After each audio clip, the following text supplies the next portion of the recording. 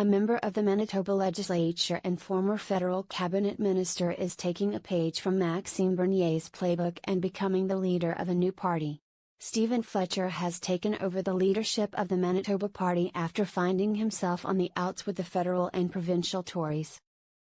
Mr. Fletcher said there will be more than one person in his caucus and there are many others already involved, but won't reveal their identities, only saying it is a group of people that is impressive.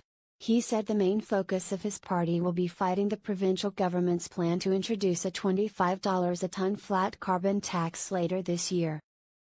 Mr. Fletcher was a Conservative MP for 11 years before losing his Winnipeg seat to the Liberals in 2015. He spent 5 of those years as a Minister of State in Stephen Harper's cabinet. In 2016, he won a seat as a Progressive Conservative in Manitoba's provincial election, but was removed from caucus 1 year later after publicly breaking the party line on a number of issues. He now sits as an independent. The only other independent in the Manitoba Legislature, Mohinder Saran, said on Tuesday he would not be joining Mr. Fletcher's party.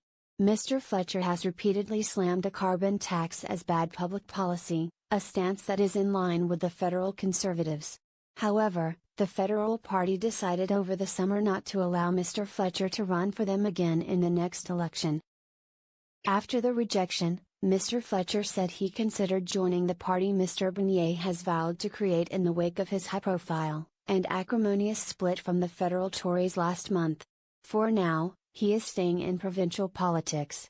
I don't know what Maxime is doing, but depending on what he has to say when he launches his party, we may be the sister to his party, Mr. Fletcher said.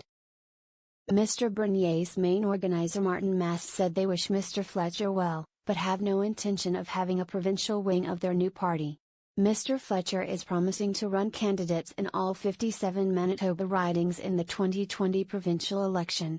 A new website is up, he has brochures and buttons and said he intends to officially launch the party before the legislature resumes sitting in early October.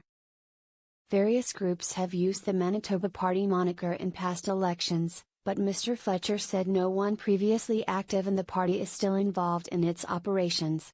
Mr. Fletcher's power grab has left some of the party's former board confused.